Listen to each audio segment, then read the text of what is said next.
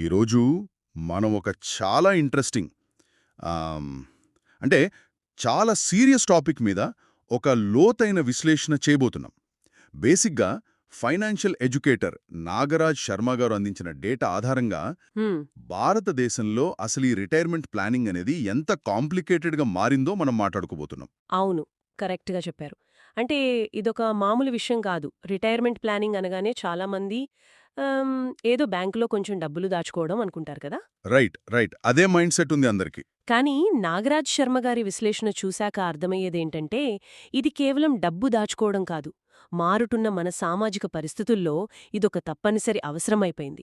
ఒక survival tool అని చెప్పొచ్చు. ఎగ్జాక్ట్లీ. అసలు ఏమాత్రం ఆర్థిక విషయాల పట్ల అవగాహన లేని వారికి కూడా అర్థమయ్యేలా ఈరోజు ఈ విషయాన్ని డీకోడ్ చేద్దాం. ఎందుకంటే వాస్తవాలు చాలా కఠినంగా ఉన్నాయి. ఖచ్చితంగా. మనం ఫ్యూచర్ గురించి మాట్లాడుకునే ముందు అసలు ప్రెజెంట్ సిచ్యువేషన్ ఎలా ఉందో చెప్పాలి? ఆ, అది నేను అడగబోతున్నాను. ఇప్పుడొక వ్యక్తి చాలా కష్టపడి చదివి యూపీఎస్సీ లాంటి పెద్ద ఎగ్జామ్ పాస్ అయి ఒక ఐఏఎస్ లేదా ఐపీఎస్ ఆఫీసర్ అయ్యాడు అనుకుందాం. హ్మ్.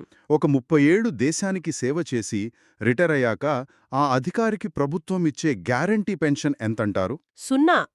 ఒక్క రూపాయి గూడా గ్యారంటీ లేదు. వావ్! అదే ఆశ్చర్యం వేస్తోంది. దేశాన్ని నడిపించే అత్యున్నత అధికారుల పరిస్థితే ఇలా ఉంటే, ఇక మనలాంటి సాధారణ ఉద్యోగులు, వ్యాపారస్తులు వీళ్ల పరిస్థితేంటి? అవును.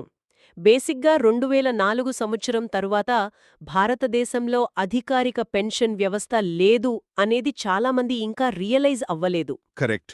2004లో ఆ షిఫ్ట్ జరిగింది కదా? సుమారు 88% మంది వర్కింగ్ పాపులేషన్కి, అంటే అందులో ఉద్యోగులు, ప్రొఫెషనల్స్ అందరొస్తారో, వీళ్ళెవరికీ రిటైర్మెంట్ తర్వాత ఎలాంటి సోషల్ సెక్యూరిటీ లేదు. ఇది వింటుంటే నాకొక థాట్ వస్తుంది. దీన్ని కొంచెం విడమర్చి చూద్దాం. బేసిక్గా ఇది ఎలాంటిదంటే, ఆ కింద ఎలాంటి సేఫ్టీ నెట్ లేకుండా గాల్లో తాడు మీద నడవడమే కదా? ఎగ్జాక్ట్లీ. చాలా యాప్ట్ ఎగ్జాంపుల్ ఇది. కింద పడితే పట్టుకోడానికి ఏమీ లేదు. ఏమీ లేదు. అయినా కూడా ఆ వయసొచ్చాక ఏదో ఒక అద్భుతం జరుగుతుందిలే, ఎవరో ఒకరు చూసుకుంటారులే అని మనమెందుకు భ్రమపడుతున్నామో అంటారు. ఇదొక కల్చరల్ ల్యాగ్ అని చెప్పొచ్చు. అంటే మన కళ్ల ముందు మన తాతయ్యలో లేక పాతతరం వారో పెన్షన్ తీసుకుంటూ హ్యాపీగా ఉండటం మనం చూశాం కదా. రైట్. వాళ్ళకి ప్రతి నెలా 1వ తారీఖున డబ్బులు వచ్చేవి. అవును. ఆ దృశ్యాలు మన మైండ్లో అలా ఫిక్స్ అయిపోయాయి. కానీ 2004 తర్వాత ప్రభుత్వ ఖజానా మీద భారం పెరిగిపోయి ఆ డిఫైన్డ్ బెనిఫిట్ అనే విధానాన్ని తీసేశారు. అంటే గ్యారెంటీగా ఇచ్చే పెన్షన్ తీసేశారన్నమాట. అవును. దాని ప్లేస్లో మనం ఎంత ఇన్వెస్ట్ చేస్తే మార్కెట్ని బట్టి అంత వస్తుంది అనే విధానం తెచ్చారు. సో ఎవరికి వారే స్వంతంగా ప్రణాళిక వేసుకోవలసిన కఠిన వాస్తవం ఇది. సో సేఫ్టీ నెట్ లేదు అని క్లియర్గా తెలిసింది. ఆ తాడు మీద మనం నడవాలి. కానీ అసలు ఆ తాడు మీద మనం ఎంతకాలం నడవాలి అనేది ఇంకో పెద్ద ప్రశ్న కదా? అవును. ఇక్కడే అసలైన మలుపుంది. మునుపటి కంటే మనం ఇప్పుడు చాలా ఎక్కువ కాలం జీవించాల్సి రావడం. రైట్. దీన్నే లాంజివిటీ పారాడాక్స్ అంటారనుకుంటా. కరెక్ట్. ఇప్పుడు టెక్నాలజీ, మెడికల్ సైన్స్ పురోగతి వల్ల మనిషి సగటు జీవితకాలం 77 ఏళ్లకు పెరిగింది. కొందరైతే 80-90 ఏళ్లు కూడా ఈజీగా జీవిస్తున్నారు. ఆ, అంటే ఒకప్పుడు 60 ఏళ్లకే లైఫ్ ఎండ్ అయిపోయేదే. ఇప్పుడు ఎక్స్ట్రా 20-30 ఏళ్లు బతుకుతున్నారు. కానీ ఎలా బతుకుతున్నారు అనేది పాయింట్ ఎక్కడ. బీపీ, షుగర్ లాంటివి ఉన్నా కూడా అడ్వాన్స్డ్ మందుల సహాయంతో శరీరం నడుస్తూనే ఉంటుంది. హ్మ్. కానీ ప్రతి 10 ఏళ్లకు బయట టెక్నాలజీ పెరుగుతూ ఉంటే మన శరీరంలో మాత్రం అదే 10 ఏళ్లకు శక్తి తగ్గిపోతూ ఉంటుంది. ఎనర్జీ లెవెల్స్ పడిపోతాయి కదా? అవును. డేటా ప్రకారం 80% మందికి సరియైన ఫిట్నెస్ ఉండదు ఆ వయసులో.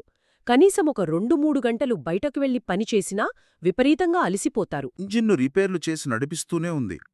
చాలా కరెక్ట్. కానీ ఆ కారులో ఇంధనం అంటే ఆ శారీరక శక్తి మాత్రం అయిపోతోంది. ప్రాణం ఉంటుంది కానీ పికప్ ఉండదు. ఎగ్జాక్ట్లీ. What a comparison. ఇక్కడ ఆశ్చర్యకరమైన విషయమేమిటంటే, టెక్నాలజీ ఎదుగుదలకు, శారీరక క్షీణతకు మధ్య చాలా పెద్ద గ్యాప్ వచ్చేసింది. రైట్. సమాజంలో కేవలం ఒక 10% మంది, మహా అయితే రాబోయే కాలంలో ఒక 20% మంది మాత్రమే రోజువారీ వ్యాయామం చేస్తూ యాక్టివ్గా ఉంటున్నారు. మిగతా వాళ్ల పరిస్థితి ఏంటి మరి? మిగతా వారందరికీ ఎక్కువ కాలం జీవించడం అనేది ఒక వరంలాగా కాకుండా ఒక సవాలుగా మారుతుంది. శరీరం సహకరించదు కానీ బతకాలి. సో ఇక్కడ 2 ప్రాబ్లమ్స్ వచ్చాయి. ఒకటేమో ఆ పెన్షన్ లాంటి భద్రతా వలయం లేదు. రెండోదేమో ఏమో శారీరక శక్తి లేదు. అవును, 2 నెగటివ్ పాయింట్స్ మన ముందున్నాయి. మరి భవిష్యత్లో మనకున్న దారులేమిటి? అసలు వాస్తవ ప్రత్యామ్నాయాలు ఏమున్నాయి వృద్ధాప్యంలో? ప్రధానంగా 3 ఆప్షన్లుంటాయి మనకి. 1 ముందుగానే ప్లాన్ చేసుకుని పొదుపు చేసి సొంత పెన్షన్ సృష్టించుకోవటం. రైట్. మొదటిది సేవింగ్స్. రెండోది ఓపిక లేకున్నా కూడా సర్వైవల్ కోసం జీవితాంతం ఏదో ఒక పని చేస్తూనే ఉండటం. ఇక మూడోది అందరికీ తెలిసిందే, మన పిల్లలపై ఆధారపడటం. ఇక్కడ నేను ఒక కౌంటర్ క్వశ్చన్ అడుగుతాను. ఇప్పుడు ఈ సెకండ్ ఆప్షన్ ఉంది కదా, జీవితాంతం పని చేయడము అని. అవును. ఒకవేళ ఎవరికైనా తమ పని అంటే విపరీతమైన ఇష్టం ఉందనుకోండి, వాళ్ళు రిటైర్ అవ్వకుండా జీవితాంతం పని చేయడం కూడా ఒక మంచి ఆప్షనే కదా. దాన్నెందుకు మనం ఇబ్బందిగా చూడాలి? ఇది ఒక ముఖ్యమైన ప్రశ్నలు లేవనెత్తుతుంది. ఇక్కడ మనం 2 విషయాలు డివైడ్ చేయాలి. ఇష్టంతో ఎనర్జెటిక్గా చేసే పని వేరు. అంటే ఒక జిమ్ ట్రైనర్ లేదా ఒక స్పోర్ట్స్ పర్సన్ లాగా. ఎగ్జాక్ట్లీ. అలాంటి ప్యాషన్తో చేసే పని ఓకే. కాని ఇక్కడ మనం మాట్లాడుతున్నది డబ్బు లేక, శరీరంలో ఓపిక లేక, కేవలం రేపటి పూట గడవాలి కాబట్టి బలవంతంగా చేసే పని గురించి. ఓహో, అంటే చాయిస్ లేక చేసే పని. ఆనో, ఆ వయసులో మోకాళ్ల నొప్పులు, అనారోగ్య సమస్యలు ఉంటాయి. అలాంటి తప్పనిసరి పరిస్థితుల్లో పొట్టకూటి కోసం జీవితాంతం పనిచేయటం చాలా కష్టం. బేసిగ్గా అసాధ్యమని చెప్పాలి. నిజమే. ఒకవేళ కాంపిటేటివ్ ఫీల్డ్లో ఉంటే యంగ్ ప్రొఫెషనల్స్తో పోటీ పడ్డం కూడా కష్టమే కదా.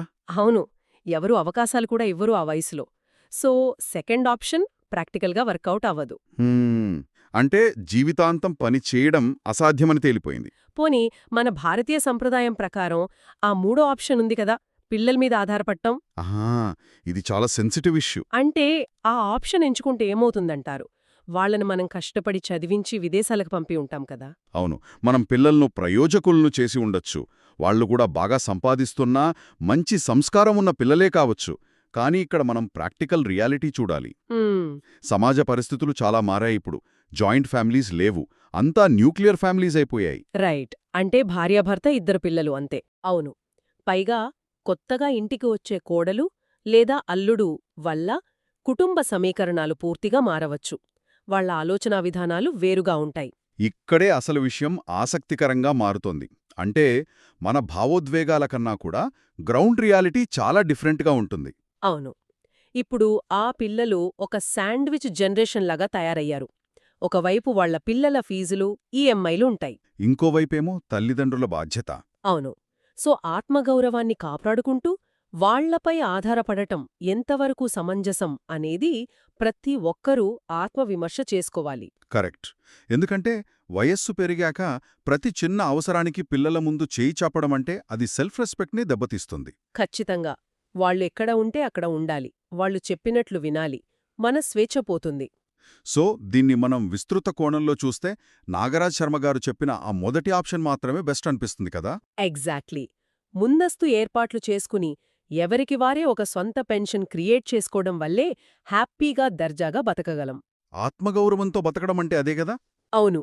మనకు ఏజ్ ఉన్నప్పుడే కాంపౌండింగ్ పవర్ని వాడుకుని ఇన్వెస్ట్ చేస్తే ఆ ఫండ్ మనకోసం పనిచేస్తుంది. గ్రేట్. సో ఇప్పటివరకు మనం చాలా లోతైన విషయాలు మాట్లాడుకున్నాం. ఒక్కసారి అంతా సమప్ చేద్దాం. షూర్. ఫస్ట్ థింగ్ ఏంటంటే 2004 తర్వాత ప్రభుత్వ, ప్రైవేట్ రంగాల్లోనే తేడా లేకుండా పెన్షన్ వ్యవస్థ కనుమరుగైపోయింది. ఇది first reality. Second point, medical science వల్ల జీవితకాలం పెరిగినా కూడా మన శారీరక శక్తి మాత్రం క్షీణిస్తోంది. సో జీవితాంతం పనిచేయడం అసాధ్యం. కరెక్ట్. ఇక థర్డ్ పాయింట్ ఏంటంటే మారుతున్న ఈ కుటుంబ వ్యవస్థలో పిల్లలపై ఆధారపడే పరిస్థితి ప్రాక్టికల్గా లేదు. అవును. వాళ్లమీద ఆధారపడితే మన ఆత్మగౌరవం, స్వేచ్ఛ రెండూ కోల్పోవాల్సొస్తుంది. సో ఈ లోతైన విశ్లేషణ విన్నాక బేసిక్గా ముందస్తు రిటైర్మెంట్ ప్రణాళిక ఎందుకు అవసరమో ఒక స్పష్టత వస్తుంది కదా. ఖచ్చితంగా రావాలి కూడా. ఎందుకంటే మనం అలర్ట్ అవ్వాల్సిన టైం ఇదే. అవును. ఆత్మగౌరవంతో కూడిన భవిష్యత్తు కోసం ఈరోజే ఆలోచించడం ప్రారంభించాలి. చివరగా మనం ఒక పాయింట్తో దీన్ని ఎండ్ చేద్దాం. చెప్పండి. రిటైర్మెంట్ ప్లానింగ్ అంటే బేసిక్గా కేవలం వృద్ధాప్యంలో ఏదో రేపటి పూట బతకడం కోసం డబ్బును కూడబెట్టడం మాత్రమే కాదు. రైట్, కాదు. అది మన జీవితంలోని చివరి భాగాన్ని ఎలాంటి రాజీ పడకుండా పూర్తి స్వేచ్ఛతో కూడిన ఒక కొత్త అధ్యాయంగా తీర్చిదిద్దుకునే ఒక అద్భుతమైన అవకాశం. వావ్, వండర్ఫుల్గా చెప్పారు. ఇది సర్వైవల్ కాదు, ఇదొక ఫ్రీడమ్. అవును. మరి ఆ భవిష్యత్తు స్వేచ్ఛ కోసం ప్రణాళిక సిద్ధంగా ఉందా అని ప్రతి ఒక్కరూ ఆలోచించాలి. So thank you all. ఈ లోతైన విశ్లేషణ ఇక్కడితో ముగిద్దాం. Thank you.